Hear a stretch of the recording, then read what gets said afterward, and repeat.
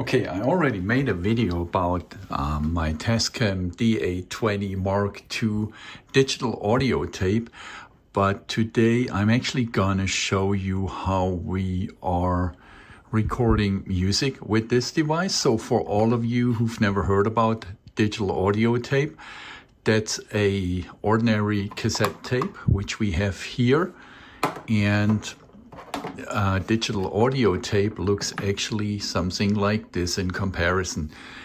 And you see here it reads R64DA, so that's 64 minutes of playtime, but they also came with 46 minutes of playtime, or even less, like the one I have in here, and the one I have in here should be 19 minutes.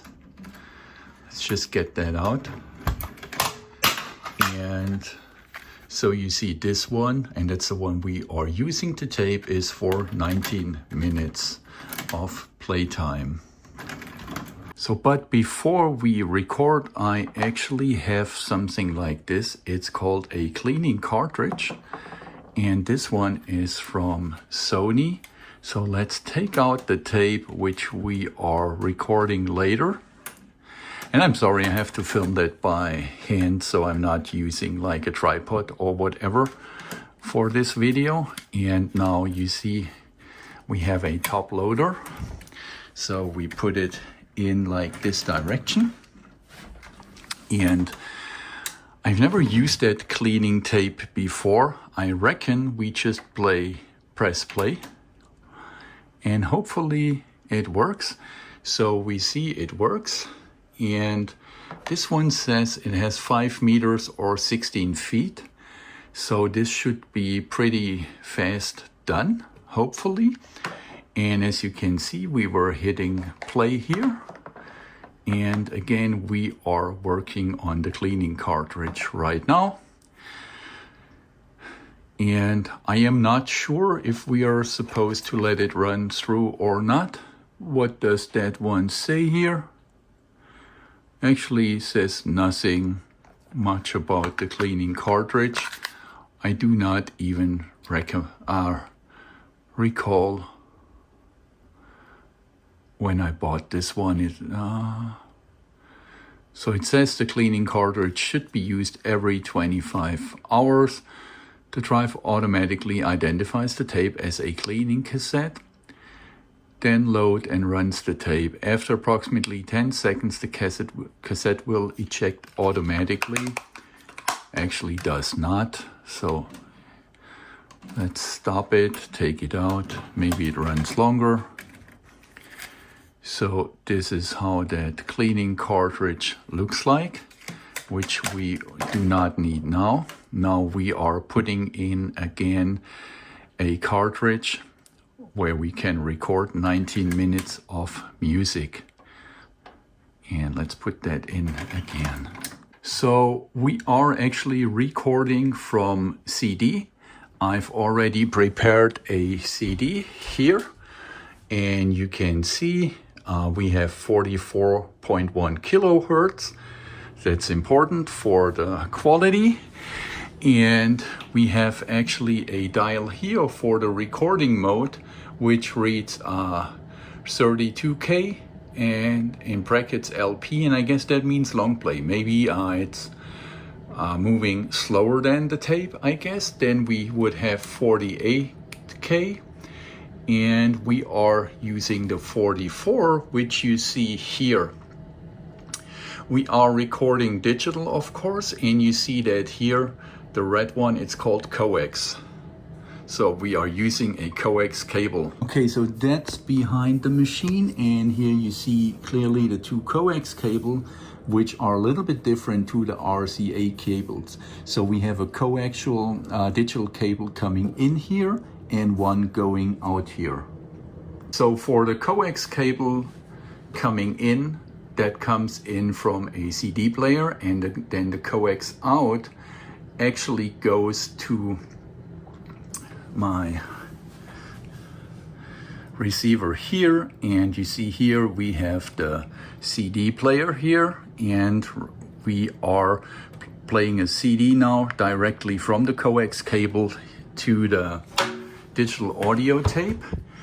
And now let's just rewind.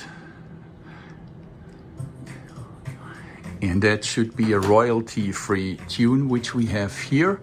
And so if we want to record, we would actually hit record here. And you see it started recording. And also you see here that we are recording right now. You see that? And again, you see it's 44 kilohertz. That's the same like we have on the CD, of course. And we are recording digital here. And again, you see here we have chosen 44 kilohertz. What we could also do here, we could adjust the input level. Since it's my first recording ever with this machine, via coax at least. I recorded before, but just analog. And it's a digital tape, so it doesn't make sense to record analog that much, except you want to save your long play records, for instance, and you buy a long play record and you play it for the first time, then it would make sense maybe to save it here. And you see when I hit play now,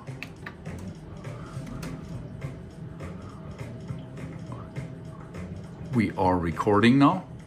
Okay, so two things before we start recording. I discovered actually two things I was not aware of. Number one, so we have a write protection. Right here we see the write protection is off, so we can record. On this one you see we have the write protection on. And let's just pop this one in here and just have a look at the display.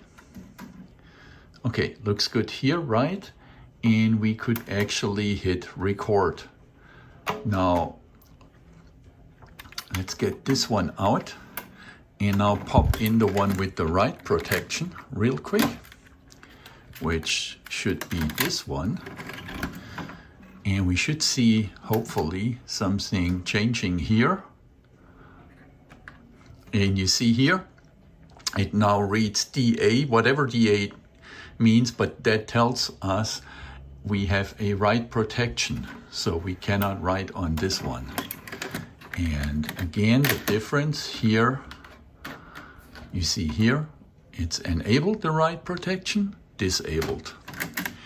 Another interesting thing I realized, I made actually a royalty-free CD, and I was hoping to record music from that. Now here's an interesting thing. Right now I am recording Metallica. I can't play that to you, of course.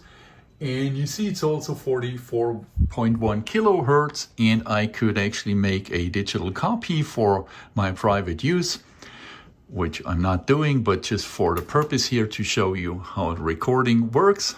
We see we are recording now. Okay, I paused it. You see we pause here. If I let loose of the pause, it starts actually reading the time here. So we are recording now. So just memorize this one. And now we stop the recording and we take out the Metallica tape. CD, of course. And we put in this one. I actually burned and made it royalty free. But here's the bummer. I maybe did something wrong here. And I'm going to show you real quick. Let's just play the tape real quick. And okay, tape doesn't want to play. And now I'm actually playing the royalty-free thing. But now you see, here's the interesting thing. If we are hitting record, you see this one here, it reads Pro H. So that's a copy protection.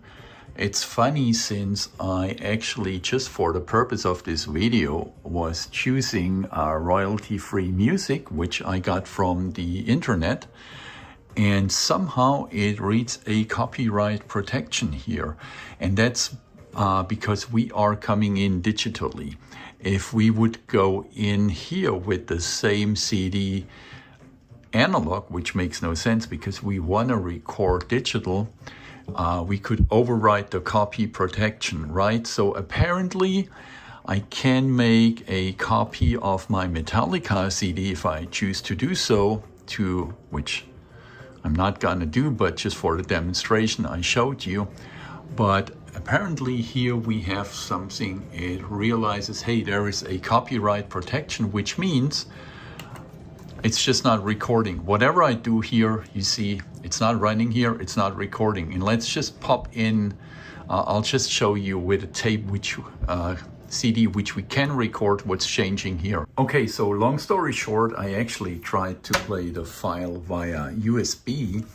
I just found out that my Blu-ray player flags everything which I output via digital as copyright protected, even though I'm using royalty-free music. What I'm trying to say, it doesn't matter, because right now I try to record via a digital input source.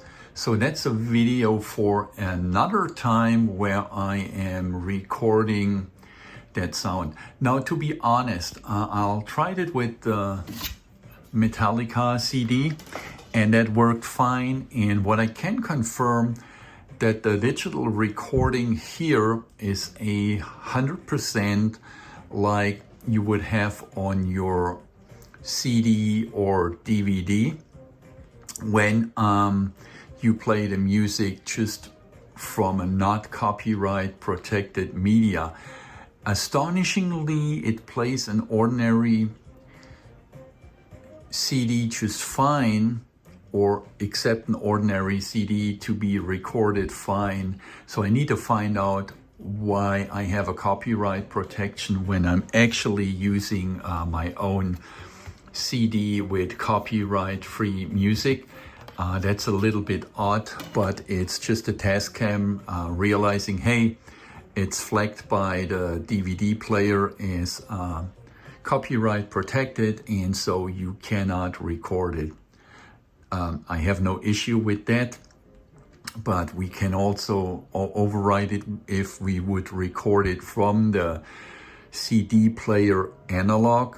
And I'm pretty sure if we would have an analog input directly from the CD player, we still would have a tip-top audio quality. But on the other hand, since we have a digital in here, I want to use the digital in. So that's a video for another time where we try to figure out how we can actually record that. But you see, again, if I want to record here, we just have a problem because it just tells us that it's a copyright protected music. Although right now it's refusing to do anything. Also interesting. Not sure why it's doing that. Let's just see if the tape is still okay. Okay, tape is still okay. Not sure why it doesn't want to record now. You see again, it's just not letting us record that. But I showed you before it is possible, and as I said, that's a video for next time. But now you see at least what's a digital audio tape about. And all these tapes come with different recording time. This one we are using in here has also 19 minutes. And the one with the maximum capacity I have is 64 minutes. I am not sure if there is one where we have more than 64 minutes as from a digital audio tape or not.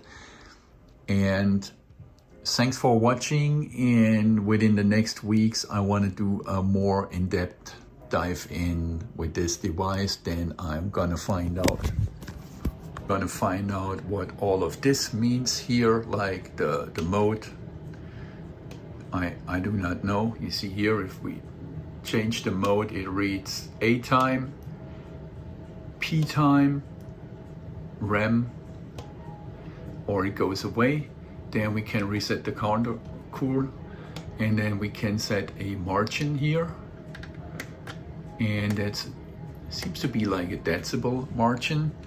And then there is a button execute. I have no idea what that means. ID mode, and then of course we can change the input.